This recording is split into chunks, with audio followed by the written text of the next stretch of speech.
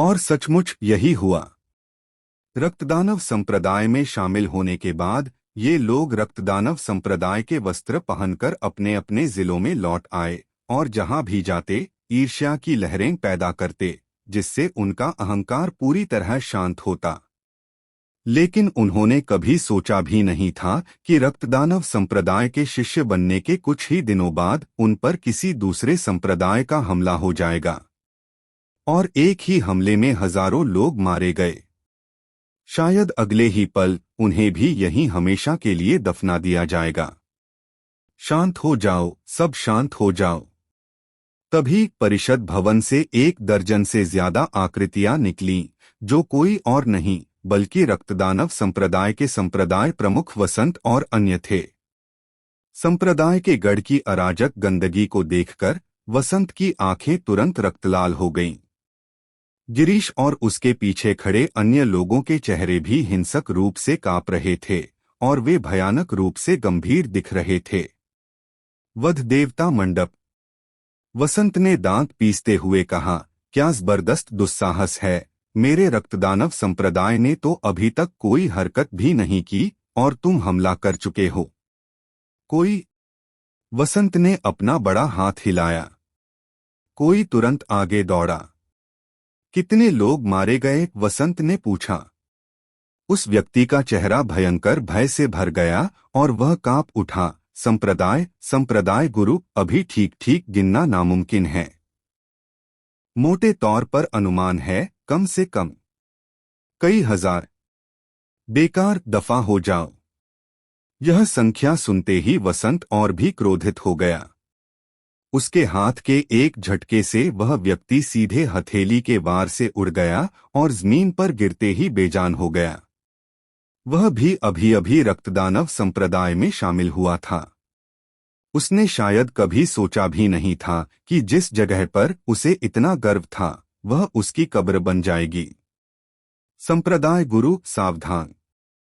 तभी गिरीश अचानक चिल्लाया और उसकी आकृति तेजी से पीछे हट गई। वसंत की प्रतिक्रिया भी बहुत तेज थी, क्योंकि उसने बैंगनी रोशनी देखी जिसने अभी अभी संप्रदाय के गढ़ को नष्ट कर दिया था। वह रोशनी बहुत तेज थी। जैसे ही वे पीछे हटे, वह तीसरी बार धमाके के साथ वहीं गिरी जहां वे अभी खड़े थे। धमाका! जमीन फट गई। आलीशान चट्टानें इतनी विनाशकारी शक्ति का सामना बिल्कुल नहीं कर सकीं। ढेर सारी मिट्टी आसमान में उछली और अंतहीन धूल के बीच एक बैंगनी रोशनी का घेरा लहर की तरह तेजी से दिखाई देने वाली गति से फैल गया। आह! संप्रदाय गुरु, मुझे बचाओ, मुझे बचाओ। मैं अभी अभी रक्तदानव संप्रदाय में शामिल हुआ हूं। मैं मरना नहीं चाहता, मैं मरना नहीं चाहता। वध देव मंडप, आप सभी की भयानक मृत्यु हो। रक्तदानव संप्रदाय के शिष्यों के मुंह से निराशा की आवाजें निकल रही थीं, कुछ गुस्से की, कुछ दुहक की, कुछ हताशा की और कुछ पछतावे की। अगर उन्हें यह पहले पता होता तो वे रक्तदानव संप्रदाय में कभी शामिल नहीं होते। आखिर यह क्या है? वसंत का चेहरा बेहद गंभीर था। उस बैंगनी लहर के फैलाव के नीचे वे बार बार पीछे हटते रहे, लगभग संप्रदाय के गढ़ से बाहर निकल गए, इससे पहले कि बैंगनी लहर धीरे धीरे गायब हो जाए। वसंत साफ तौर पर महसूस कर सकता था कि यह किसी विशेषज्ञ के हमले के कारण हुआ उतार चढ़ाव नहीं था, और वह यह भी साफ तौर पर महसूस कर सकता था कि अगर वह खुद भी इस बैंगनी प्रकाश वलय का जबरदस्ती सामना करे तो भी उसकी मौत हो जाएगी। रक्तदानव संप्रदाय के सभी लोगों को तुरंत इकट्ठा करो, बुजुर्गों से लेकर शिष्यों तक, और उन सभी को संप्रदाय के स्टेशन से बाहर निकलने के लिए कहो ताकि वे वध देवता मंडप के लोगों को घेर लें और मार डालें। वसंत ने ये शब्द जोर से बोले। गिरीश और उसके पीछे खड़े बाकी लोग तुरंत दूर भाग गए और तेजी से आदेश सुनाते हुए कहा, रक्तदानव संप्रदाय को ऊपर से नीचे तक वध देवता मंडप का सफाया करना है, चाहे इसके लिए कोई भी कीमत चुकानी पड़े। वध देवता मंडप के 3 धमाकों के बाद रक्तदानव संप्रदाय की संख्या में भारी गिरावट आई। पहले वहां लगभग 15,000 लोग थे, लेकिन अब केवल 8,000 से कुछ ज्यादा ही बचे थे। हालांकि रक्त दानव संप्रदाय के संप्रदाय केंद्र के शीर्ष पर खड़े होकर वसंत साफ देख सकती थी कि वध देवता मंडप से केवल लगभग 100 लोग ही थे। अगर रक्त दानव संप्रदाय के ये 8,000 से ज्यादा लोग उन्हें घेर लें, तो हर एक व्यक्ति एक बार थूक भी दे तो वध देवता मंडप के लोगों को डुबोने के लिए काफी होगा। वध देवता मंडप मानव शक्ति पर नहीं, बल्कि उस विशेष प्रकाश पर निर्भर करता है, लेकिन यह प्रकाश हिल नहीं सकता। अगर तुम सब उन्हें घेर लोगे, तो वध देवता मंडप के पास आत्मसमर्पण करने के अलावा कोई चारा नहीं बचेगा। वसंत की आवाज पूरे संप्रदाय स्थल में गूंज उठी, मेरे लिए उन्हें मार डालो। वध देवता मंडप के हर सदस्य के सिर के बदले यह संप्रदाय 1,00,000 स्वर्ण मुद्राएं इनाम में देगा। पैसे से दुनिया चलती है, यह कहावत सच में झूठी नहीं है। रक्त दानव संप्रदाय के लोग, जो शुरू में अभी भी डरे हुए थे, वसंत की बातें सुनकर तुरंत शांत हो गए। वह डर गुस्से में, फिर दहाड़ में बदल गया, और लोग भयंकर चीखों के बीच रक्त दानव संप्रदाय के संप्रदाय स्थल से बाहर निकलकर सीधे वध देवता मंडप की ओर बढ़ रहे थे। वध देवता मंडप के उन कमीनों को मार डालो। संप्रदाय गुरु सही कह रहे हैं, उनकी संख्या केवल दर्जनों है। जब तक हम उन्हें घेरे रहेंगे, वह बैंगनी रोशनी बेकार रहेगी। वध देवता मंडप को नष्ट करो और हमारे रक्त दानव संप्रदाय की शक्ति स्थापित करो। नंगी आंखों से देखने पर 8,000 से ज्यादा आकृतियां टिड्डियों की तरह, सिरों का एक घना समूह वध देवता मंडप की ओर ज्वार की तरह उमड़ रही थीं। इन 8,000 से ज्यादा लोगों में वसंत, गिरीश और अन्य लोगों के चेहरे पर गंभीर भाव थे। उनकी आकृतियां तेजी से दौड़ रही थीं, उनके पूरे शरीर से ड्रैगन कोर क्षेत्र का दबाव निकल रहा था, और उनके हाथों से भयानक ड्रैगन बल निकल रहा था। जादुई पल्स तोपें अब बेकार हैं, इन्हें हटा दो। देव भीड़ के बीच में खड़ा था, दोनों हाथ पीठ के पीछे बांधे हुए, और उदासीनता से बोल रहा था।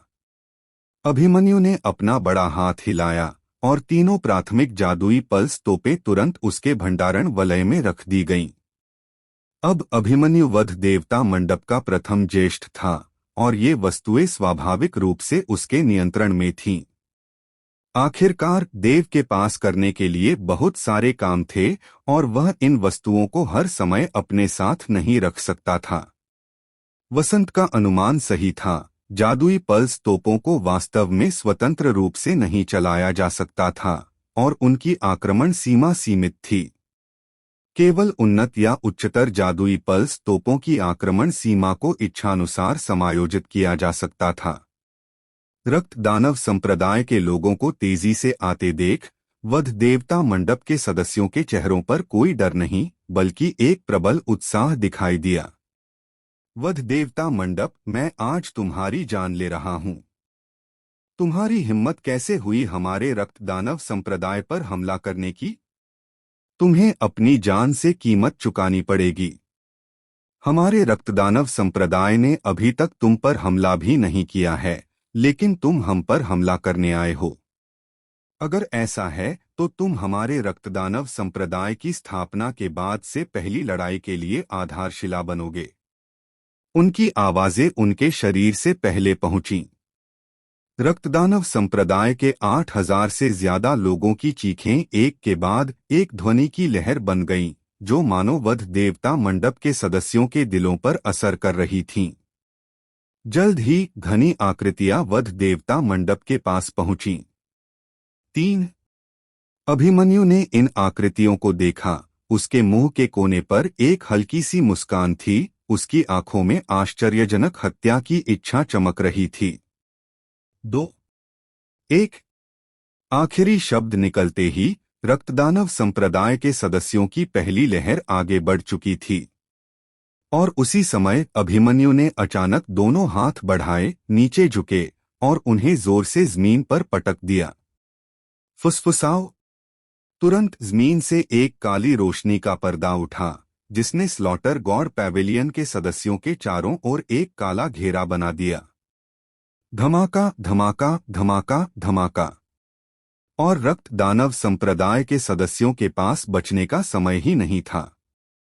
यह देखकर कि वे काली रोशनी के पर्दे से टकराने वाले हैं, उन्होंने दांत पीस लिए, मानो काली रोशनी के पर्दे को उड़ा देने का इरादा कर लिया हो। हालांकि जैसे ही धीमी सी आवाजें सुनाई दीं, जो कोई भी इस काली रोशनी के पर्दे के संपर्क में आया, वह सीधे काली रोशनी में समा गया। वह काली रोशनी मांस की चक्की जैसी थी, उन्हें निगलने के बाद उसने उन्हें सीधे धूल में मिला दिया। धमाका धमाका धमाका। रक्त की धुंध फैल गई और आकृतियां एक के बाद एक बिखर गईं। पीछे वालों को पता ही नहीं था कि आगे क्या हो रहा है, और जब तक उन्हें एहसास हुआ, वे पहले ही आगे की ओर दौड़ पड़े थे। यह दृश्य बिल्कुल वैसा ही था जैसा देव ने दानव पशु पर्वत श्रृंखला में दिखाया था, और यह वास्तव में यही संरचना थी, सिवाय इसके कि देव ने उस समय जो इस्तेमाल किया था वे सभी प्रथम श्रेणी के याओ पशुकोर थे, जिनकी शक्ति बहुत कम थी, और अब जो इस्तेमाल किया जा रहा था वे निम्न श्रेणी के आत्मा पत्थर थे।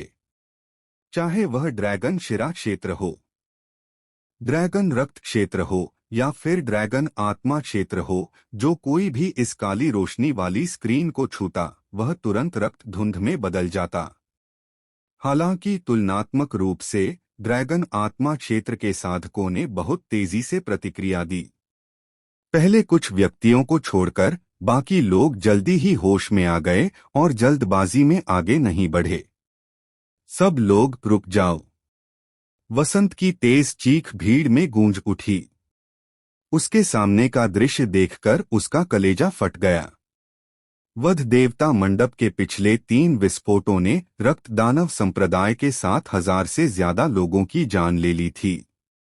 अब इस काली रोशनी के पर्दे के नीचे लगभग 2,000 और लोग खूनी धुंध में पिस रहे थे, और शुरुआत से लेकर अब तक वध देवता मंडप का एक भी व्यक्ति न मरा था, न ही कोई घायल हुआ था।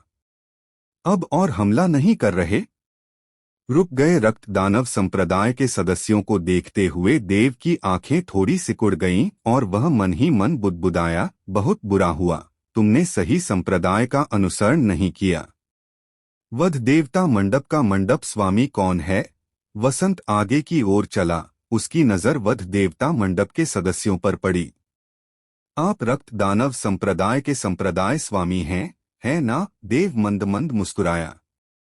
तुम वध देवता मंडप के मंडप स्वामी हो?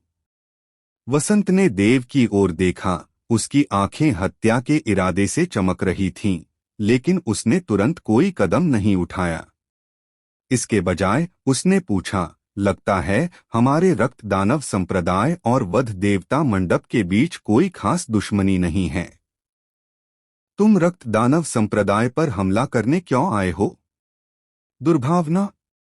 देव ने वसंत की ओर देखा और कहा, रक्त दानव संप्रदाय में पहले यशवंत नाम का एक उपसंप्रदाय प्रमुख था, है ना?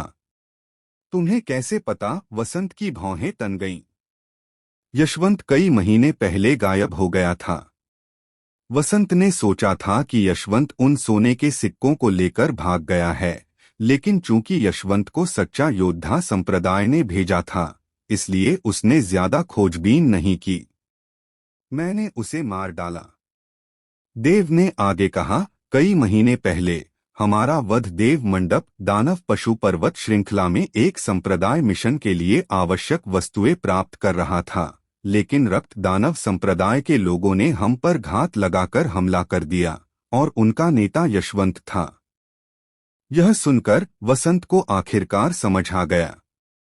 ओह, और तुम नीलामी के बारे में तो नहीं भूले? देव ने आगे कहा। वसंत का चेहरा तमतमा गया। तुम ही थे। वह नीलामी के बारे में कैसे भूल सकता था? पिछले कुछ दिनों से वह उस व्यक्ति की तलाश कर रहा था जिसने उसका विरोध करने की हिम्मत की हो, और उसे एक उदाहरण बनाना चाहता था। वह मैं ही था। देव ने उदासीनता से कहा, उस दिन मैंने कहा था कि रक्त दानव संप्रदाय को नष्ट करने वाला पहला व्यक्ति निश्चित रूप से वह व्यक्ति होगा जिसने नीलामी में तुम्हारा विरोध किया था। और अब मैं अपना वादा पूरा करने आया हूँ। तो यह तुम हो, कमीने। वसंत ने दांत पीस लिए, उसकी आंखों से हत्या का इरादा फूट पड़ा। मेरे लिए मार डालो। जो कोई भी वध देवता मंडप से एक भी व्यक्ति को मार डालेगा, उसे 10 लाख स्वर्ण मुद्राएं मिलेंगी। वसंत ने सीधे इनाम बढ़ा दिया, जिससे रक्त दानव संप्रदाय के बाकी सदस्य तुरंत उत्साहित हो गए। 10 लाख स्वर्ण मुद्राएं कैसी अवधारणा थीं? महेंद्र हान संप्रदाय के प्रमुख आंतरिक संप्रदाय के महापुरुष के रूप में इतने लंबे समय तक जीवित रहे थे, फिर भी उन्होंने केवल 20 लाख स्वर्ण मुद्राएं ही जमा की थीं। इन साधारण शिष्यों के लिए 10 लाख स्वर्ण मुद्राएं शायद एक ऐसी दौलत थी जो वे अपने पूरे जीवन में कभी नहीं कमा पाते। लोग धन के लिए मरते हैं और पक्षी भोजन के लिए मरते हैं। देव ने अपना सिर थोड़ा हिलाया। मैं तुम्हें दोष नहीं देता, लेकिन यह अफसोस की बात है कि अगर तुम अपनी जान भी दांव पर लगा दोगे तो भी तुम्हें वह 10 लाख नहीं मिलेंगे। कितना अहंकार! मार डालो। रक्त दानव संप्रदाय के सभी शिष्य काली रोशनी वाली स्क्रीन की ओर दौड़े, लेकिन इस बार वे ज्यादा चतुर थे। उन्होंने उसे अपने भौतिक शरीर से नहीं छुआ, बल्कि सिर्फ ड्रैगन क्यू का विस्फोट किया, ताकि काली रोशनी वाली स्क्रीन को चकनाचूर कर सकें। लेकिन यह काली रोशनी वाली स्क्रीन कितनी मजबूत थी! यह देव द्वारा 10 निम्न श्रेणी के आत्मिक पत्थरों का उपयोग करके स्थापित एक संरचना थी। अगर वे संरचना की आंख नहीं ढूंढ पाते तो उनके लिए इस तरह बेतहाशा बमबारी करके संरचना को नष्ट करना असंभव था। कचरा, मेरे रास्ते से हट जाओ। वसंत ने देखा कि इतने सारे लोगों ने इतने लंबे समय के बाद भी काली रोशनी वाली स्क्रीन को जरा भी नहीं हिलाया था, और स्लॉटर गॉड पैवेलियन के सदस्य घृणा और तिरस्कार से भर गए, जिससे उनके दिल का गुस्सा लगभग फूट पड़ा। धमाका! वसंत ने एक मुक्का मारा और काली रोशनी वाली स्क्रीन तुरंत डगमगा गई। जाहिर है, उसकी ड्रैगन कोर क्षेत्र साधना बाकियों से कहीं ज्यादा मजबूत थी। लेकिन इससे सिर्फ रोशनी वाली स्क्रीन डगमगाई, उसके टूटने का कोई निशान नहीं था। फुफकार! वसंत ने जरा भी संकोच नहीं किया और सीधे एक लंबी तलवार खींच ली। उसी समय गिरीश और उसके पीछे वसंत समेत 3 अन्य ड्रैगन कोर क्षेत्र साधकों, कुल मिलाकर 4 ड्रैगन कोर क्षेत्र साधकों ने एक साथ अपने हथियार निकाले, अपनी पूरी ड्रैगन शक्ति का इस्तेमाल किया और काली रोशनी वाली स्क्रीन पर जोरदार वार किया। Boom boom boom boom. काली रोशनी वाली स्क्रीन पर लगातार 4 वार हुए। रोशनी वाली स्क्रीन जोर से कांप उठी और हल्की हल्की दरारें दिखाई देने लगीं, मानो अगर ऐसा ही चलता रहा तो वह फट ही जाएगी। चाहे तुम कितने भी ताकतवर हो, चाहे तुम्हारे पास कितनी भी तरकीबें हों, तुम फिर भी सिर्फ एक ड्रैगन शिरा क्षेत्र साधक ही हो। जैसे ही यह संप्रदाय इस प्रकाश पटल को तोड़ देगा, सबसे पहले मैं तुम्हें ही मारूंगा। वसंत ने देव को घूरकर देखा। सिर्फ तुम्हारे साथ? देव शांत रही और कुछ नहीं बोली। हालांकि उसके बगल में खड़ी तन्वी ने हल्के से अपना पैर उठाया और कदम आगे बढ़ी। अगर तुम में हिम्मत है तो यहां से निकल जाओ और मर जाओ। गिरीश ने ठंडी सांस ली। तन्वी की नाजुक भौहें थोड़ी सिकुड़ गईं। वह कुछ नहीं बोली, लेकिन रक्तदानव संप्रदाय और अन्य लोगों की हैरानी भरी निगाहों के सामने तन्वी सचमुच बाहर चला गया। क्या तुम सच में बाहर आने की हिम्मत कर रही हो? वसंत भी एक पल के लिए स्तब्ध रह गई, फिर व्यंग्यात्मक लहजे में बोली, मुझे कहना होगा, एक महिला होने के नाते तुम उनसे कहीं ज्यादा बहादुर हो, लेकिन इससे तुम्हारी मौत में कोई देरी नहीं होगी। तुम्हें सिर्फ अपने अहंकार की कीमत चुकानी पड़ेगी। क्या यह रक्तदानव संप्रदाय है? वह रक्तदानव संप्रदाय जो यहाँ सिर्फ बकबक करना जानता है? तन्वी ने बिना किसी डर के उपहास किया।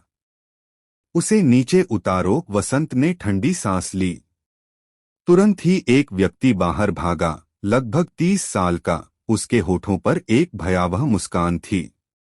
मुझे अपना परिचय देने दो, सुमेर रक्त दानव संप्रदाय का एक शीर्ष शिष्य अधेड़ उम्र के व्यक्ति ने कहा। 30 साल का और सिर्फ एक शीर्ष शिष्य, फिर भी तुम्हारे पास यहाँ अपना परिचय देने का चेहरा है।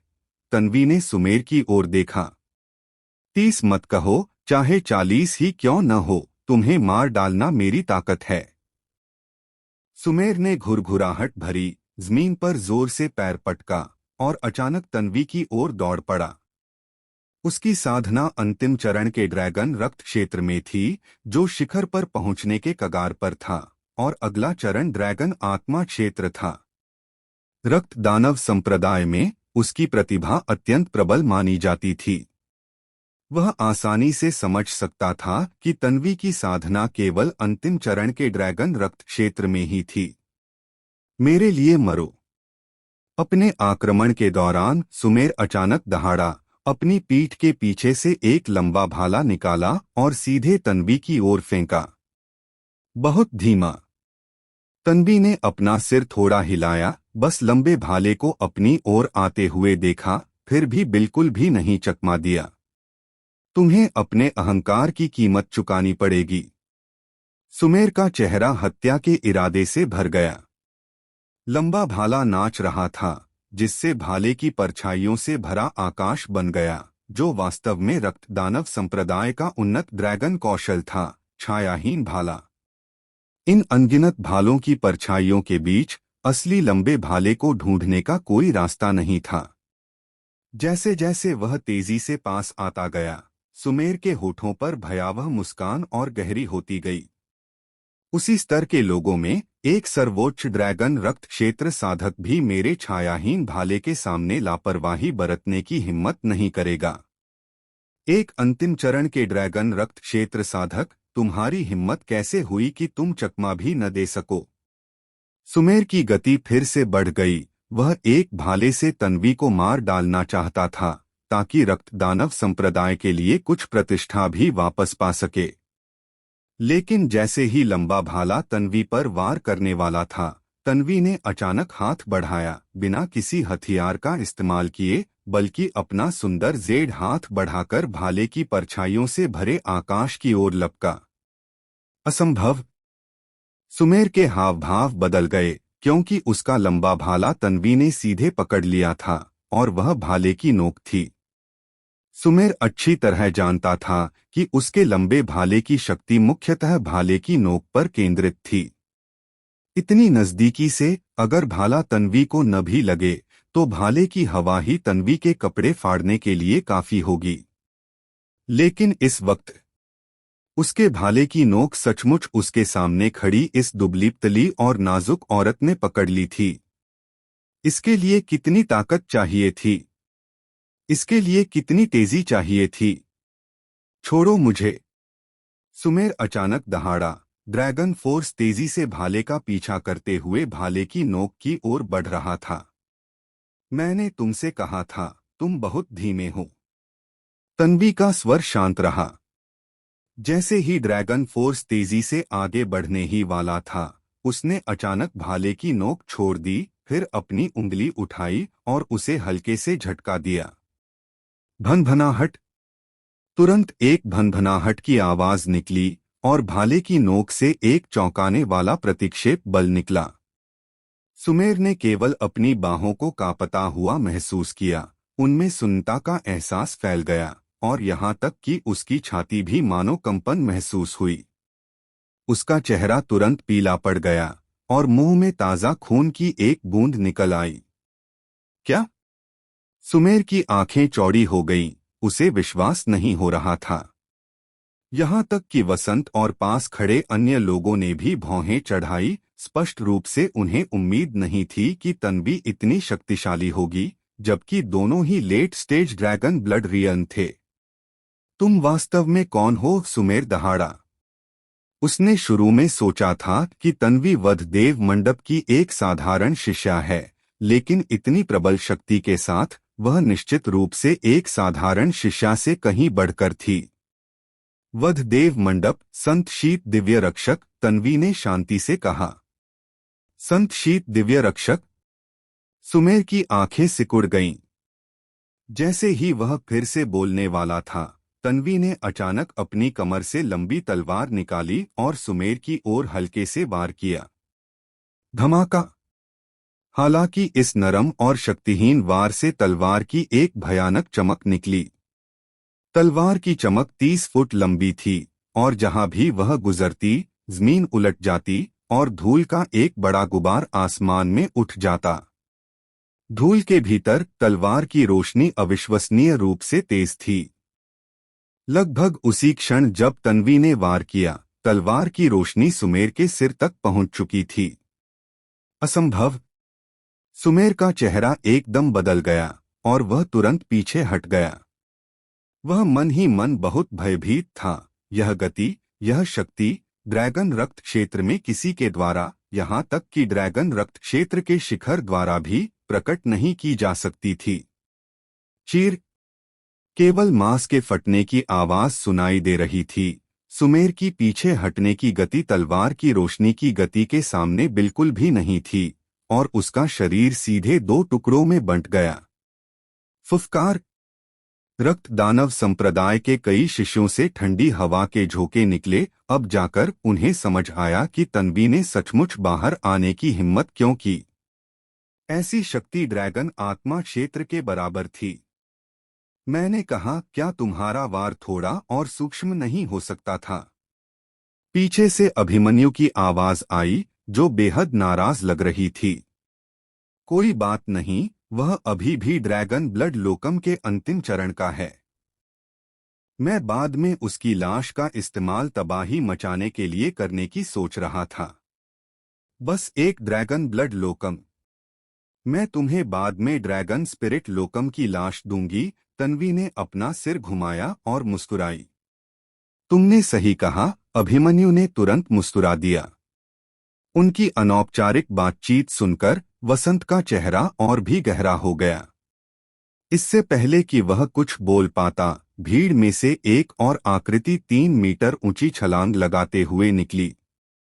100 जिन वजन के 2 भारी हथौड़े बिना किसी दया के सीधे तन्वी की ओर टूट पड़े।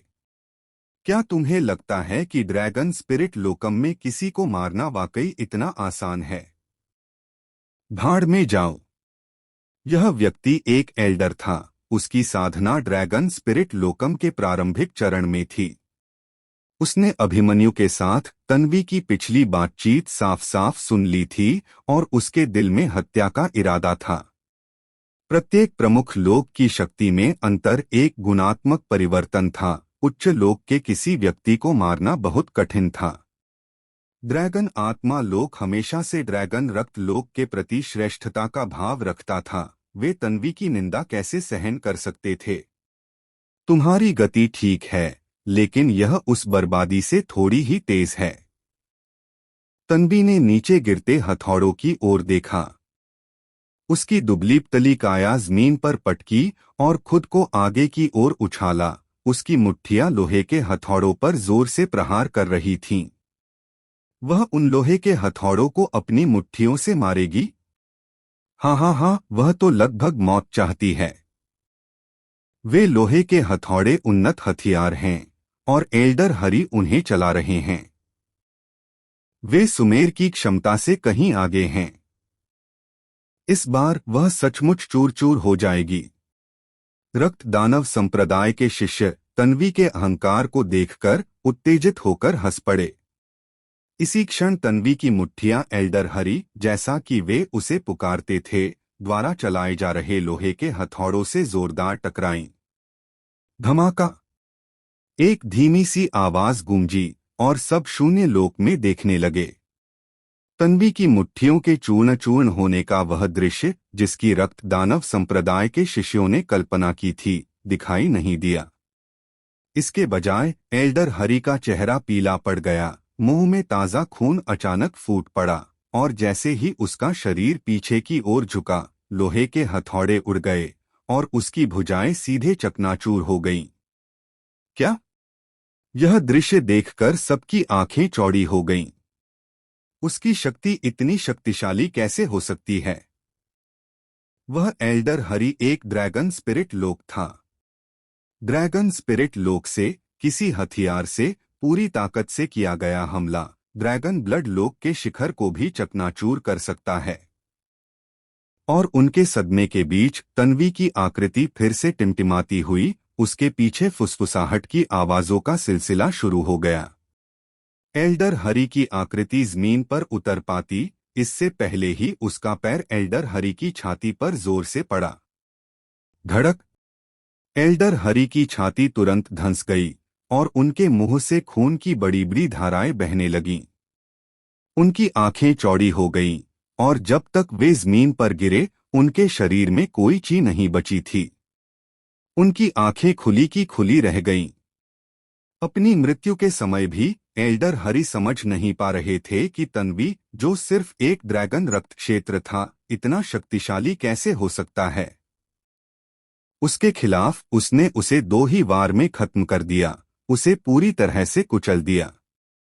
मैं अपनी बात रखती हूं। ड्रैगन आत्मा क्षेत्र की लाश तुम्हारी है। तन्वी ने हरी की लाश को पकड़ा और उसे अभिमन्यु की ओर फेंक दिया, जहां वह जोर से जमीन पर गिरी और धूल का गुबार उड़ा। धन्यवाद। अभिमन्यु का चेहरा मुस्कान से चमक उठा, मानो उसने पहले से ही इसके लिए तैयारी कर रखी थी। उसने हल्के से हरी की लाश पर उंगली उठाई और एक काली रोशनी तुरंत हरी के शरीर में प्रवेश कर गई। तभी रक्त दानव संप्रदाय और अन्य लोगों की भयभीत निगाहों के सामने हरी सचमुच पुनर्जीवित हो गया। हालांकि इस समय हरी की आंखें खोखली थीं, किसी भी रोशनी से रहित, बिल्कुल किसी कठपुतली की तरह। लाशों को नियंत्रित करना। यह दृश्य देखकर वसंत भी अपने दिल में जोर से कांपने से खुद को नहीं रोक पाया। यह कैसा राक्षसी दांव है। जाओ। अभिमन्यु हल्के से मुस्कुराया और रक्त दानव संप्रदाय के शिष्यों की ओर इशारा किया। हरी की लाश तुरंत भीड़ में घुस गई और बिना किसी हिचकिचाहट के हमला कर दिया। धमाके से धमाके से। उसी क्षण चीखों के साथ लगातार धीमी आवाजें सुनाई देने लगीं। ड्रैगन शिरा क्षेत्र के शिष्य लगभग एक ही मुक्के में ढेर हो गए और ड्रैगन रक्त क्षेत्र के शिष्य भी ज्यादा देर तक नहीं टिक सके। और इन लोगों की मौत के साथ अभिमन्यु की मुस्कान और चौड़ी हो गई और काली रोशनी की धारियां लगातार उनके शरीर में प्रवेश कर गईं। फिर हरी की तरह वे मृत लाशें एक बार फिर उठ खड़ी हुईं। यह असंभव है। इस समय रक्त दानव संप्रदाय के सभी लोग गुस्से में थे। उनके दिल पूरी तरह से भयभीत थे। उन्होंने ऐसा नजारा न कभी देखा था, न ही इसकी कल्पना की थी। लाशों को कोई कैसे नियंत्रित कर सकता है? मरे हुए का मतलब मरा हुआ था। वे फिर से कैसे खड़े होकर लड़ सकते थे? मार डालो। वसंत अचानक दहाड़ा, वे तो पहले ही मर चुके हैं। उनके शरीर चकनाचूर कर दो। यह सुनकर रक्तदानव संप्रदाय के लोगों ने भी प्रतिक्रिया व्यक्त की और तुरंत हमला करना शुरू कर दिया। कोई आश्चर्य नहीं कि मंडप स्वामी ने कहा कि वे शक्तिशाली नेक्रोमेंसर जादूगर या यहाँ तक कि नेक्रोमेंसर कानून देवता अकेले युद्ध को नियंत्रित कर सकते हैं। यह सचमुच ऐसा है। अभिमन्यु ने मन ही मन सोचा। इस समय अन्य वध देवता मंडप सदस्यों को कुछ करने की कोई आवश्यकता नहीं थी। उसके द्वारा नियंत्रित दर्जनों लाशों ने रक्तदानव संप्रदाय को पहले ही अराजकता में डाल दिया था। इसके अलावा उसके नियंत्रण में ये सभी लाशें एक व्यक्ति को घेर लेती थीं और उस पर हमला कर देती थीं। जब तक वे प्रतिद्वंद्वी को मार देती, वह उन्हें फिर से नियंत्रित कर सकता था। दूसरे शिष्य, उन लाशों पर हमला करो। गिरीश, तुम और बाकी लोग मेरे पीछे आओ और पहले इस लड़की को मार डालो। वसंत की नजर तन्वी पर पड़ी। क्योंकि तन्वी भी लगातार हमला कर रही थी, वह एक तेज चाकू की तरह थी। रक्त दानव संप्रदाय के शिष्यों पर हमला करने के बाद उसने तुरंत एक खूनी तूफान खड़ा कर दिया। ड्रैगन स्पिरिट लोक से नीचे का कोई भी साधक एक ही वार में मारा जा सकता था। रक्त दानव संप्रदाय के केवल कुछ दर्जन ड्रैगन स्पिरिट लोक साधकों में से भी तन्वी ने उनमें से 10 से ज्यादा को मार डाला था, जो सभी ड्रैगन स्पिरिट लोक के प्रारंभिक चरण के थे। केवल ड्रैगन स्पिरिट लोक के मध्य चरण या अंतिम चरण के साधक ही तन्वी के खिलाफ कुछ चालें टिक सकते थे, लेकिन बिना सहायता के उनका अंततः मृत्यु ही होता। वह इतनी शक्तिशाली कैसे हो सकती है? वह तो सिर्फ एक ड्रैगन ब्लड लोक है। वसंत ने दांत पीस लिए, उसका पूरा शरीर तेज गति से हिल रहा था और वह तन्वी की ओर बढ़ रहा था। हालांकि जैसे ही वे तन्वी के पास पहुंचने वाले थे, एक और व्यक्ति काले प्रकाश के पर्दे से बाहर निकल आया और इस व्यक्ति के प्रकट होते ही एक भयानक तलवार की रोशनी सीधे ऊपर से उतरी। वसंत, एक छोटी बच्ची पर हमला करना कौन सा कौशल है? तुम्हारा प्रतिद्वंद्वी तो मैं हूं।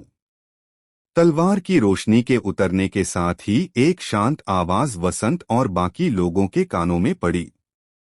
धमाका। जब लंबी तलवार नीचे गिरी तो वसंत ने तुरंत उसे रोक दिया, लेकिन उसके जबरदस्त प्रभाव के कारण उसका शरीर कई मीटर पीछे हट गया। वसंत और बाकी लोगों ने ऊपर देखा तो देखा कि एक अधेड़ उम्र का आदमी उनके सामने उतर रहा है, जिसकी कमर में एक लंबी तलवार की म्यान है। ड्रैगन कोर क्षेत्र। वसंत ने भौहें चढ़ाई। इस समय उसे वध देवता मंडप के प्रति गहरी आशंका हुई। पहले जब वध देवता मंडप आगे बढ़ता था तो वह उस बैंगनी प्रकाश के साथ होता था जो सीधे रक्त दानव संप्रदाय के हजारों सदस्यों पर पड़ता था। शुरू में वसंत सोचता था कि वध देवता मंडप पूरी तरह से बैंगनी प्रकाश पर निर्भर करता है, और चूंकि बैंगनी प्रकाश हिल नहीं सकता, इसलिए जब तक रक्त दानव संप्रदाय उसे घेरकर हमला करता रहेगा, वध देवता मंडप असहाय रहेगा। हालांकि तन्वी के इस कदम से वसंत को आखिरकार समझ आ गया कि वध देवता मंडप के पास कार्रवाई करने का एक कारण था। तन्वी सिर्फ ड्रैगन रक्त क्षेत्र में थी, फिर भी उसी स्तर के लोगों को मारना मुर्गियों और कुत्तों को मारने जितना आसान था। यहाँ तक कि ड्रैगन आत्मा क्षेत्र के लोग भी उसके मुकाबले में नहीं थे।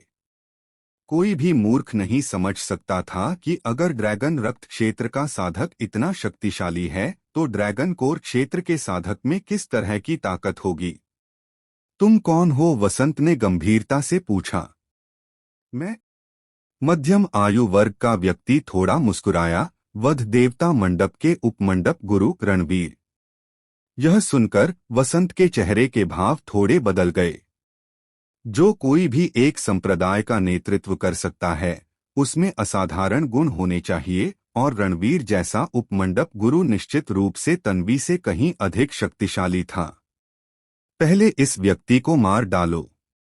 कुछ देर सोचने के बाद वसंत ने तन्वी को घेरकर मारने का विचार त्याग दिया, क्योंकि रणवीर उसके लिए तन्वी से कहीं ज्यादा खतरा था। फुसफुस फुसफुस फुसफुस। गिरीश और ड्रैगन कोर क्षेत्र के अन्य 3 साधकों ने तुरंत अपनी ड्रैगन क्यूई छोड़ दी, रणवीर की ओर दौड़े और उसे घेरने के लिए एक त्रिकोणीय संरचना बना ली। उसी समय वसंत आगे बढ़ा, उसका शरीर कई मीटर ऊंचा उछला, हवा से अपना ब्लेड निकाला और रणवीर पर तेजी से वार किया। दीक्षित परिवार छोड़ने के बाद से मैंने कोई कदम नहीं उठाया है। अब समय आ गया है कि मैं अपने बेटे द्वारा आज दी गई इन गुप्त कलाओं की शक्ति का परीक्षण करूं। रणवीर ने ऊपर देखा, वसंत को घूरते हुए जो वार कर रहा था, और मन ही मन बुदबुदाया। उसका चेहरा देव की तरह ही शांत था, मानो लंबे ब्लेड के पास आते ही भी वह बेफिक्र लग रहा हो, मानो कोई पहाड़ नीचे दबा रहा हो, फिर भी वह बेफिक्र रहा। मेरे लिए मरो। लंबे ब्लेड को रणवीर पर वार करते देख वसंत की आंखें चमक उठीं और उसके दिल में एक जबरदस्त हत्या का इरादा उमड़ पड़ा। एक फुफकार के साथ लंबे ब्लेड ने अपनी ड्रैगन क्यूई को ब्लेड की रोशनी में बदल दिया और गर्जना के साथ आ पहुंचा। भागो! रणवीर अचानक बोला, साथ ही उछलकर अपनी हथेली आगे बढ़ाकर और लंबे ब्लेड पर एक तमाचा मारा। घमंडी! यह देखकर कि रणवीर ने अपनी तलवार भी नहीं निकाली और सिर्फ अपने शरीर की ताकत से उसके लंबे ब्लेड का मुकाबला किया, वसंत खुद को उपहास करने से नहीं रोक सका। वह सुमेर नहीं था और रणवीर तन्वी नहीं थी। वसंत के अनुसार तन्वी अपने शरीर की ताकत से सुमेर की लंबी तलवार का सामना कर सकती थी, लेकिन रणवीर में उसके लंबे ब्लेड का सामना करने की क्षमता नहीं थी। खासकर यह लंबा ब्लेड, जिसे खरीदने के लिए उसने करोड़ों सोने के सिक्के खर्च किए थे, एक मध्यम श्रेणी का सिल्वर ग्रेड लंबा ब्लेड। धमाका!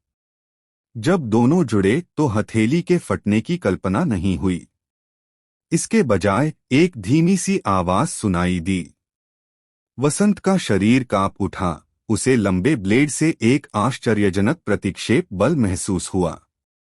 इस बल से ब्लेड की रोशनी सीधे चकनाचूर हो गई और उसका शरीर पीछे हटने के अलावा कुछ नहीं कर सका। क्या रक्त दानव संप्रदाय का संप्रदाय गुरु इतना ही शक्तिशाली है? रणवीर की आंखें चमक उठीं। वह शून्य लोक में कदम रखा और वसंत की ओर एक फुफकार के साथ झपटा। धमाका, धमाका, धमाका! ठीक इसी समय गिरीश और बाकी दो ने उसे घेर लिया। उनकी ड्रैगन क्यू तेजी से उछल रही थी और रणवीर पर वार कर रही थी। क्या तुम्हें लगता है कि तुम मुझे चोट पहुंचा सकते हो? रणवीर ने भौहें चढ़ाई, अपने हाथ को ब्लेड का आकार दिया और गिरीश की ओर हल्के से वार किया। तन्वी के पिछले हमले की तरह इस हल्के से वार ने हालांकि रणवीर के हाथ से एक अद्भुत कंपन शक्ति उत्पन्न की। ड्रैगन क्यू एक ताड़ के ब्लेड में बदल गया और एक चीरने वाली आवाज शून्य लोक में गूंज उठी जब वह सीधे गिरीश के सिर की ओर गिरा। ड्रैगन क्यू शरीर छोड़ रहा है। यह कैसे संभव है? गिरीश के हाव भाव बदल गए, उसे यकीन ही नहीं हो रहा था। ड्रैगन क्यू का शरीर छोड़ना, यह कुछ ऐसा था जो केवल ड्रैगन देव लोक में रहने वाले ही प्राप्त कर सकते थे। रणवीर तो केवल ड्रैगन कोर लोक में था, उसके पास ड्रैगन देव लोक का प्रतिष्ठित प्रहार कैसे हो सकता था? तुम्हें कुछ समझ है? रणवीर मंद मंद मुस्कुराई जब ताड़ का ब्लेड गिरीश के सिर के ऊपर से नीचे उतरा। गिरीश के हथियार दो चांदी सफेद घुमावदार ब्लेड थे, स्वर्ण श्रेणी के हथियार नहीं बल्कि उच्च श्रेणी के रजत श्रेणी के। आखिरकार स्वर्ण श्रेणी के हथियार बहुत कीमती थे। एक निम्न श्रेणी के हथियार की भी कीमत 10 मिलियन से ज्यादा स्वर्ण मुद्राओं से ज्यादा होती। रणवीर के ताड़ के ब्लेड को नीचे गिरते देख गिरीश ने अपने दांत पीस लिए, क्योंकि वह बच नहीं सका। वह केवल अपने घुमावदार ब्लेड का उपयोग रणवीर के हमले का सीधा सामना करने के लिए कर सकता था। दरार! अगले ही पल ताड़ का ब्लेड सीधे घुमावदार ब्लेडों से टकराया। गिरीश के हाथों में घुमावदार ब्लेडों के टूटने पर एक कर्कश ध्वनि सुनाई दी। जिस क्षण घुमावदार ब्लेड टूटे, गिरीश के चेहरे के भाव एकदम बदल गए। उसकी छाती पर एक आश्चर्यजनक भयानक घाव फट गया और गाढ़ा खून बह निकला, जिससे एक घिनौनी खूनी गंध आ रही थी। संप्रदाय गुरु बचाओ! गिरीश ने बोलने की कोशिश की, लेकिन उसके शब्द पूरे होने से पहले ही उसकी छाती का घाव अचानक चौड़ा हो गया। उसका शरीर तुरंत दो टुकड़ों में फट गया। क्या? यह दृश्य रक्तदानव संप्रदाय के अनगिनत लोगों ने देखा था और वसंत और अन्य लोगों ने भी इसे स्वाभाविक रूप से देखा। रक्तदानव संप्रदाय के महापुरुष होने के नाते गिरीश हमेशा से रक्तदानव संप्रदाय के सदस्यों के दिलों में और यहाँ तक कि उनके आध्यात्मिक स्तंभ में भी एक महारथी रहे थे। लेकिन इस समय रणवीर ने सिर्फ एक ही वार में गिरीश को दो टुकड़ों में फाड़ दिया। बहुत जोरदार! यह खत्म हो गया, अब यह सचमुच खत्म हो गया। मुझे पहले ही वध देवता मंडप में शामिल हो जाना चाहिए था। वध देवता मंडप के सभी लोग विभिन्न लोकों में हत्या करने की क्षमता कैसे रखते हैं? रक्त दानव संप्रदाय के सदस्यों के मन में निराशा के विचार उठे। वे मदद करना चाहते थे, लेकिन एक तो उनके पास ताकत नहीं थी, और दूसरा क्योंकि अभिमन्यु द्वारा नियंत्रित लाशें लगातार भीड़ में उत्पात मचा रही थीं, और जैसे जैसे समय बीतता गया, इन लाशों की संख्या बढ़ती जा रही थी। बहुत कमजोर। रणवीर ने गिरीश की लाश को देखा, अपना सिर हिलाया, और आह भरी। बाहरी दुनिया हमेशा से यही अफवाह फैलाती रही है कि इस बार स्थापित 10 संप्रदायों में रक्त दानव संप्रदाय सबसे शक्तिशाली है। इस मंडप स्वामी को लगता था कि रक्त दानव संप्रदाय में कुछ क्षमताएं हैं, लेकिन तुमने मुझे सचमुच निराश किया है। वसंत ने दांत पीस लिए, उसकी आंखें लाल हो गईं, लेकिन फिर भी उसके मन में थोड़ी स्पष्टता बनी रही। वह जानता था कि अपनी ताकत से भी वह नहीं कर सकता जो रणवीर ने एक ही वार में गिरीश को मारकर किया था। इसका मतलब तो यही हो सकता है कि रणवीर उससे भी ज्यादा ताकतवर थी। सबसे अहम बात यह थी कि रणवीर तो बस वध देवता मंडप का उपमंडपाध्यक्ष था। यह सोचकर वसंत की नजर वध देवता मंडप की ओर मुड़ गई। वध देवता मंडप की भीड़ में एक युवा और सुंदर श्वेतवस्त्रधारी व्यक्ति बैठा था। पूरे वध देवता मंडप में सिर्फ यही व्यक्ति बैठा था, बाकी सब खड़े थे।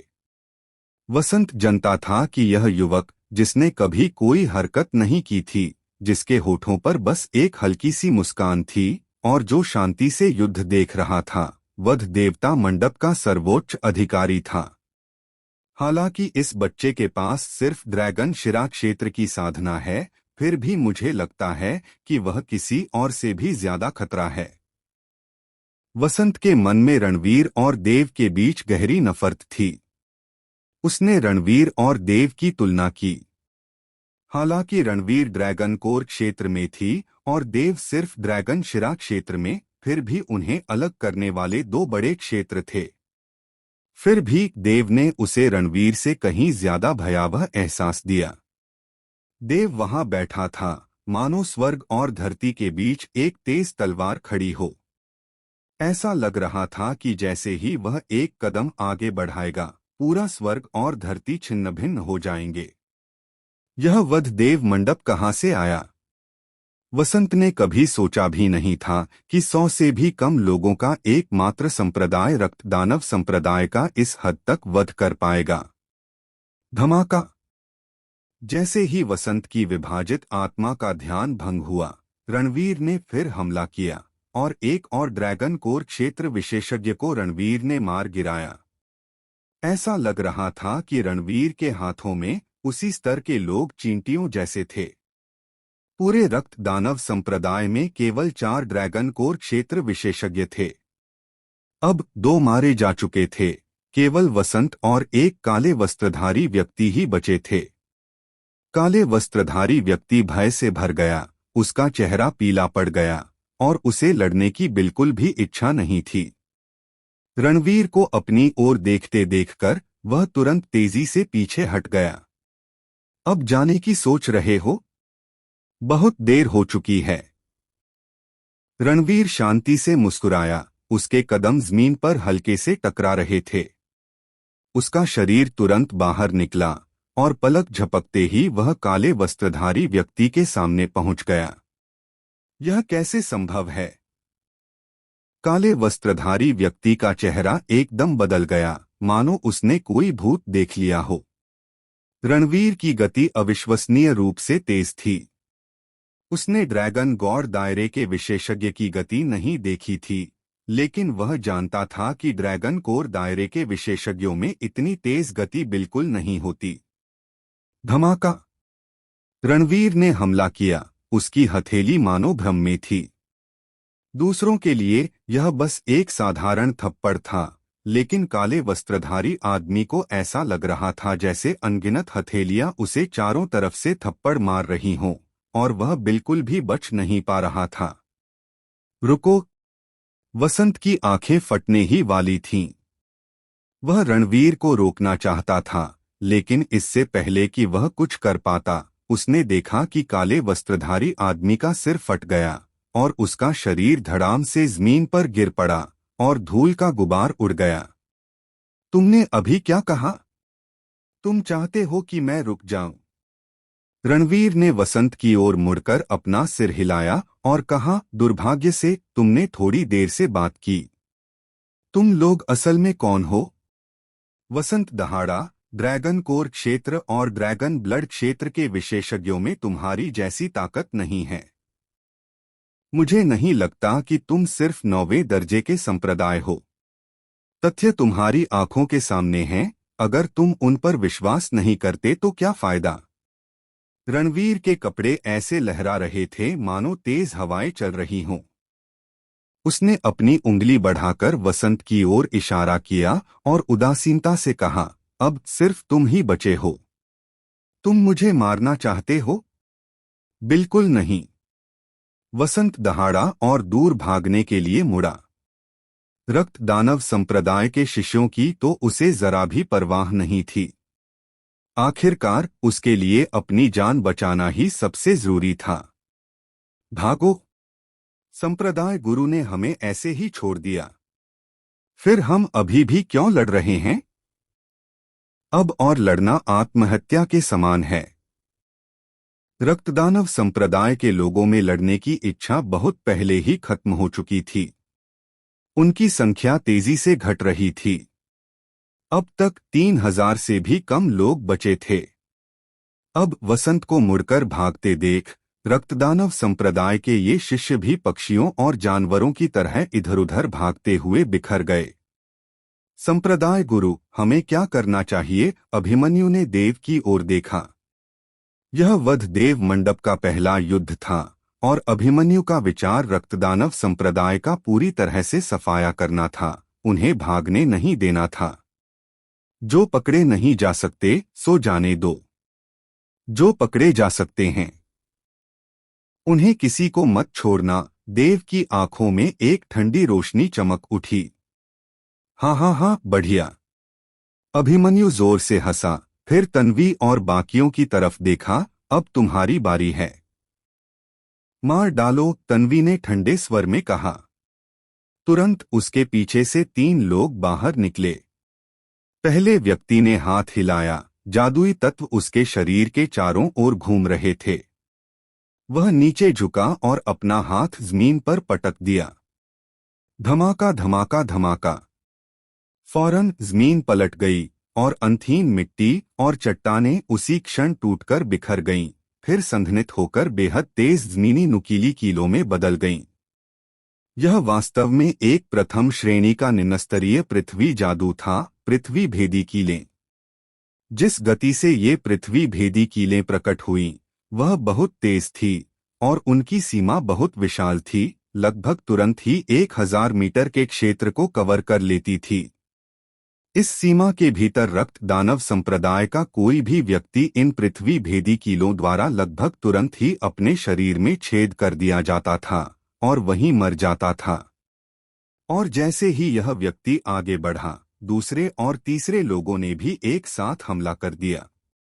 उनमें से एक ने हाथ हिलाया और धरती और आकाश का तापमान अचानक बढ़ गया। नंगी आंखों से भी देखा जा सकता था कि कुछ 1000 मीटर आगे मानो आग की लपटों में तप रहा हो, पूरा स्थान विकृत होने लगा और हवा तेजी से वाष्पित होकर पानी के धुंध में बदल रही थी और चिंघाड़ने की आवाजें आ रही थीं। फुसफुसाओ! एक क्षण अचानक जमीन से एक ज्वाला उठी। जैसे ही रक्तदानव संप्रदाय का एक शिष्य उस जगह की ओर भाग रहा था, ज्वाला ने उसे अपनी चपेट में ले लिया। उसे चीखने का भी समय नहीं मिला और वह राख में बदल गया। और इस पहली ज्वाला के प्रकट होते ही जमीन से बड़ी संख्या में ज्वालाएं निकलने लगीं। ये ज्वालाएं लक्षित हमले लग रही थीं। जहां कहीं भी रक्तदानव संप्रदाय के लोग होते, ये ज्वालाएं प्रकट हो जातीं। प्रथम श्रेणी का उन्नत अग्नि जादू, धधकती अग्नि। बर्फ का प्रकोप। इसी क्षण तीसरे व्यक्ति का जादू भी उतर आया। पहले से झुलसा देने वाला तापमान अचानक कम हो गया। यह क्षेत्र बर्फ और आग के दोहरे क्षेत्र जैसा लग रहा था। उन रक्तदानव संप्रदाय के शिष्यों ने तापमान में गिरावट महसूस की और राहत की सांस ली, यह सोचकर कि अब ज्वाला का आक्रमण नहीं होगा। लेकिन जैसे ही उन्होंने राहत की सांस ली, उनके चारों ओर अचानक एक नीली रोशनी प्रकट हुई। यह फिर क्या है? उन रक्तदानव संप्रदाय के शिष्यों के चेहरे फिर से बदल गए। वे स्पष्ट रूप से देख सकते थे कि जैसे ही नीली रोशनी उनके शरीर को घेर रही थी, उनके दिलों में एक गहरी ठंडक छा रही थी। यह डर से आई ठंडक नहीं थी, बल्कि ठंडक थी, सच्ची ठंडक, वह ठंडक जो भौतिक शरीर महसूस कर सकता था। और इस ठंडक के प्रकट होने के साथ उनकी गति धीमी और धीमी होती गई, मानो उनके पैर अटक गए हों। अंततः नीली रोशनी पानी की धुंध की धारियों में बदल गई, फिर बर्फ के टुकड़ों में संघनित हो गई, जिससे ये आकृतियां वैसे ही जम गईं। फुसफुसाहट। जैसे ही वे जम गए, जमीन के नीचे से आग की लपटें निकलीं, बर्फ पिघल गई और उनके शरीर झुलसकर शून्य हो गए। हालांकि यह आखिरकार एक प्रथम श्रेणी का निम्नस्तरीय जादू ही था और इसकी मारक क्षमता बहुत कम थी। हालांकि इसने लगभग 2000 लोगों को मार डाला, फिर भी 1000 से ज्यादा लोग पहले ही दूर भाग चुके थे और जादू उन तक पहुंच ही नहीं पा रहा था। कितना अफसोस है, विवंश ने धीमी आवाज में कहा। वह भी एक चाल चलना चाहता था, लेकिन वह जानता था कि अपनी ताकत के साथ वह जिस सीमा तक हमला कर सकता था, वह अभी भी इतनी ही थी और रक्त दानव संप्रदाय के सभी सदस्यों को रोकना असंभव था। कोई बात नहीं, देव ने उदासीनता से कहा, यह लड़ाई दूसरे संप्रदायों को रोकने के लिए काफी है। जैसे ही उसकी आवाज धीमी हुई, देव धीरे से उठा, आलस से खींचा और फिर उसकी आंखों में एक ठंडी रोशनी चमक उठी और उसका आकार सीधे गायब हो गया। मंडप गुरु कहाँ गए? क्या अविश्वसनीय गति! हालांकि मंडप गुरु की मार्शल दाओ शक्ति केवल ड्रैगन शिरा क्षेत्र में ही है, फिर भी उनकी मंत्र साधना हमारी साधना से कहीं ज्यादा ऊंची होगी। देव को गायब होते देख विवंश, ईशान और उनके आसपास के सभी लोग आश्चर्यचकित रह गए। जब से वे वध देवता मंडप में शामिल हुए थे, यह पहली बार था जब उन्होंने देव की शक्ति देखी थी। हालांकि उसने कोई चाल नहीं चली थी या किसी को नहीं मारा था, बस देव की ऐसी गति ही उन्हें गहरा सदमा देने के लिए पर्याप्त थी। रक्त दानव संप्रदाय का गढ़। इस समय रक्त दानव संप्रदाय का गढ़ लगभग पूरी तरह से नष्ट हो चुका था। पूरी मीन या तो लाशों से भरी थी या धूल से, पहले की सारी शान शौकत और साफ-सफाई अस्तव्यस्त हो गई थी। फुफ! बाहर से एक आकृति तेजी से अंदर आई, सीधे परिषद भवन में प्रवेश किया। यह व्यक्ति, उसकी आंखें लाल हो गईं, उसकी आंखें अस्तव्यस्त हो गईं। उस उग्र लालिमा के नीचे एक गहरा भय छिपा था। यह कोई और नहीं, रक्तदानव संप्रदाय का संप्रदाय गुरु वसंत था। कमीना! वसंत ने पीछे मुड़कर देखा और दूर से एक अधेड़ उम्र का आदमी बिना किसी हड़बड़ी के चला आ रहा था। उसके चेहरे पर एक चंचल और मजाकिया भाव था, जाहिर है उसे मारने की कोई जल्दी नहीं थी। रणवीर, वध देवता मंडप। वसंत ने धीमी आवाज में दहाड़ते हुए कहा, अभी तुम घमंडी हो सकते हो, लेकिन जब तक मेरा रक्त दानव संप्रदाय चला गया है, सच्चा योद्धा संप्रदाय तुम्हें जरूर समझाएगा कि असली दुख क्या होता है। जैसे ही उसकी आवाज धीमी हुई, वसंत फिर से आगे बढ़ा और परिषद भवन में संप्रदाय प्रमुख की सीट के पीछे पहुंच गया। यहाँ एक क्रिस्टल था और उसे देखकर वसंत को आशा दिखाई दी। उसने तुरंत क्रिस्टल को छूने के लिए हाथ बढ़ाया, लेकिन उसी क्षण वसंत ने अचानक ऊपर देखा। उसने अपने सामने अंतरिक्ष में उतार चढ़ाव देखे, लहरें उठ रही थीं और फिर एक युवा सुंदर श्वेत वस्त्रधारी आकृति धीरे धीरे उभरी। यह तुम हो? वसंत के भाव बदल गए बहुत जोर से। रणवीर का सामना करते हुए भी, यह जानते हुए कि वह रणवीर का कोई मुकाबला नहीं कर सकता, वह ऐसा नहीं दिख रहा था क्योंकि उसके सामने खड़ा परिष्कृत व्यक्ति वास्तव में वधदेव मंडप का मंडप स्वामी देव था। तुम क्या करना चाहते हो? देव ने वसंत की ओर देखा और शांति से बोला, मैं चाहता हूं कि तुम सब मर जाओ। वसंत जोर से दहाड़ा, उसकी हथेली जोर से क्रिस्टल पर जा लगी। धमाका! क्रिस्टल तुरंत टूट गया और उसमें से प्रकाश की एक किरण निकली जिससे एक पारभासी पर्दा बन गया। पर्दे के भीतर एक बूढ़ा आदमी उन्हें देख रहा था, वसंत को देख रहा था। क्या हुआ? वसंत का अस्तव्यस्त रूप देखकर बूढ़े आदमी की भौहें थोड़ी सिकुड़ गईं। उपसंप्रदाय नेता गिरधर, रक्तदानव संप्रदाय नष्ट हो गया है। वसंत ने देव की ओर देखा और कहा गंभीरता से। क्या? बूढ़े आदमी की आंखें चौड़ी हो गईं, उसे कुछ अविश्वास हुआ। वह सच्चा योद्धा संप्रदाय का उपसंप्रदाय नेता था, एक ड्रैगन कोर क्षेत्र शिखर का प्रतीक। यह क्रिस्टल उसने वसंत को दिया था। रक्त दानव संप्रदाय की स्थापना, उसकी महान क्षमताएं और प्रचुर धन स्वाभाविक रूप से सच्चा योद्धा संप्रदाय से एक गहरा संबंध रखते थे। सीधे शब्दों में कहें तो रक्त दानव संप्रदाय सच्चा योद्धा संप्रदाय का एक सहायक संप्रदाय था, बस उसने विशिष्ट कारणों से सच्चा योद्धा संप्रदाय के नाम का उपयोग नहीं किया। गिरधर रक्त दानव संप्रदाय की शक्ति और प्रभाव के बारे में बहुत स्पष्ट था। अपनी प्रारंभिक स्थापना के समय ही उसके पास पहले से ही 10,000 से ज्यादा शिष्य थे। अगर अत्यंत कठोर चयन प्रक्रिया न होती, जिसके लिए कम से कम 6 ड्रैगन शिराओं की आवश्यकता होती, तो रक्तदानव संप्रदाय के शिष्यों की संख्या शायद दोगुनी होकर 30,000 तक पहुंच जाती। ऐसी नींव निश्चित रूप से उन स्थापित 9वें दर संप्रदायों से कमतर नहीं थी, और अब वसंत उसे बता रहा था कि रक्तदानव संप्रदाय नष्ट हो गया है। कौन सा 8वां दर संप्रदाय? गिरधर ने सीधे पूछा। उसके विचार से केवल 8वां दर संप्रदाय ही रक्तदानव संप्रदाय को नष्ट कर सकता है। यह 8वां दर संप्रदाय नहीं है। वसंत का भाव और भी गंभीर हो गया। यह 9वां दर संप्रदाय है, वध देवता मंडप। वध देवता मंडप? गिरधर ने फिर भौहें चढ़ाई। तार्किक रूप से रक्तदानव संप्रदाय को नष्ट करने की शक्ति रखने के लिए उसे कम से कम 8वां दर संप्रदाय तो होना ही चाहिए। अगर वह 9वां दर संप्रदाय होता तो भी उसकी प्रतिष्ठा निश्चित रूप से बहुत बड़ी होती। लेकिन उसने इस वध देवता मंडप के बारे में कभी नहीं सुना था। यह व्यक्ति वध देवता मंडप का मंडप स्वामी है। वसंत ने देव की ओर देखा। गिरधर की निगाहें जी पर टिक गईं।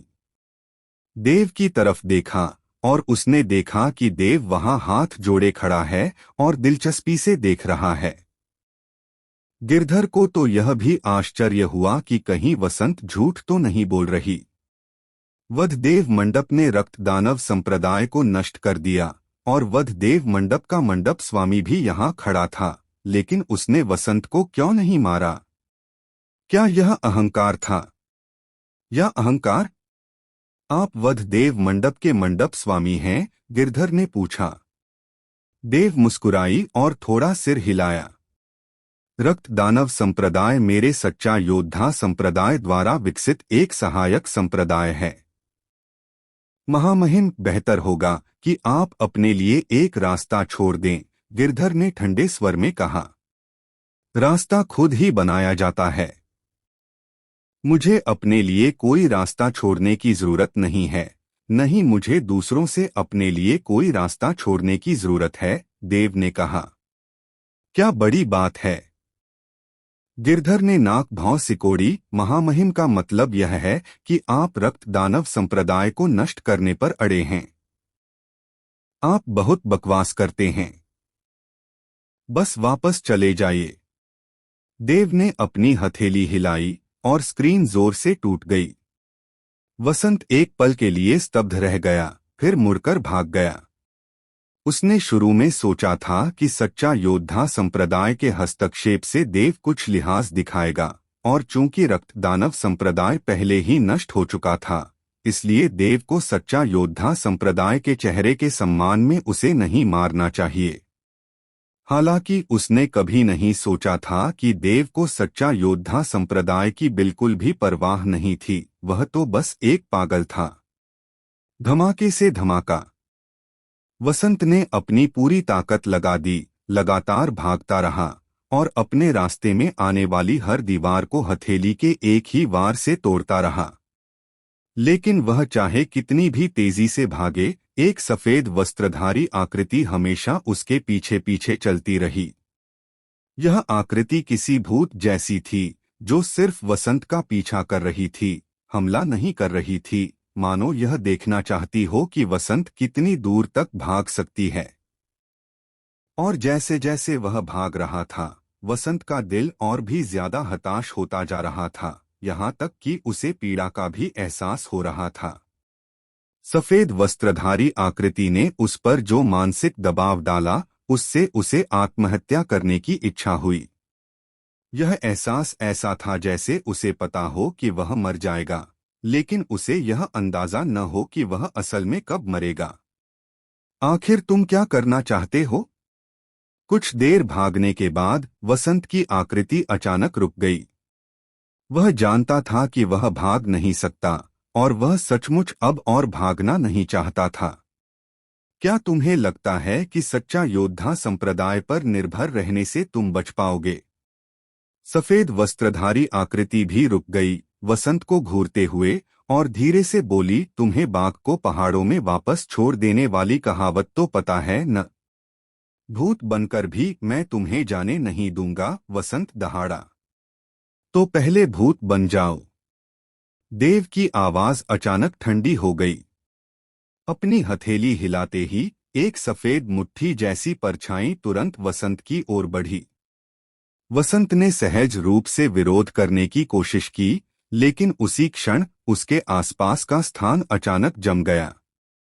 वसंत मानो पत्थर बन गया हो। वह अपने दिल में कुछ हिलाना चाहता था, लेकिन उसका शरीर बिल्कुल भी हिल नहीं पा रहा था।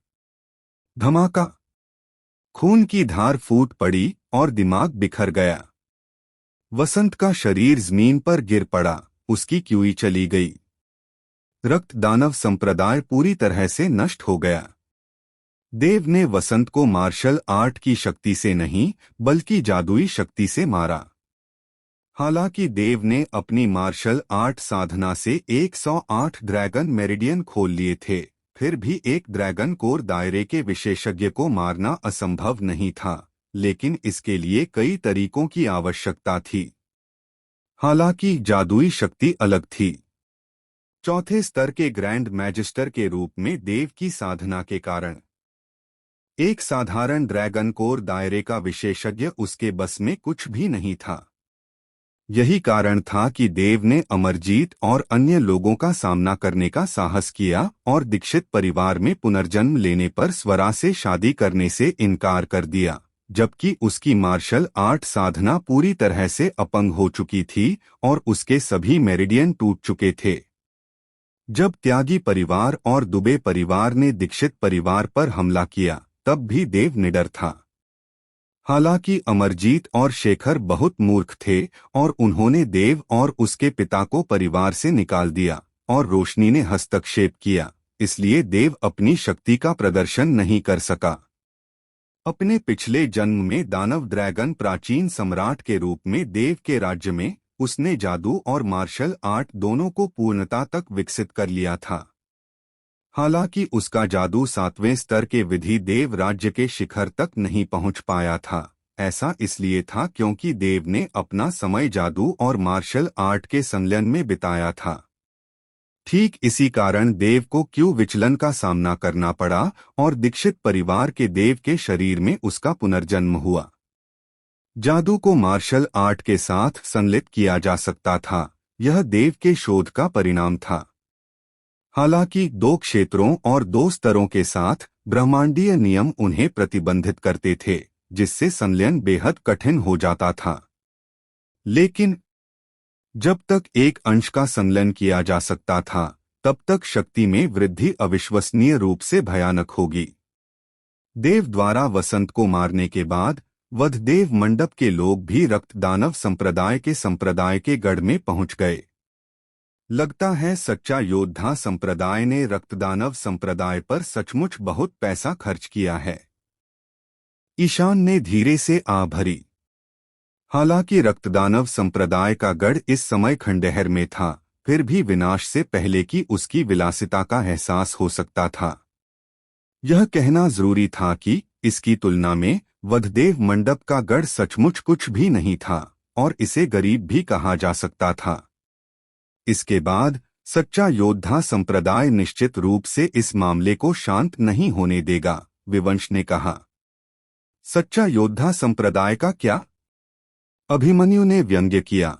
चूंकि मंडप स्वामी ने रक्तदानव संप्रदाय के विरुद्ध कार्य करने का साहस किया है, तो उसके अपने ही इरादे होंगे।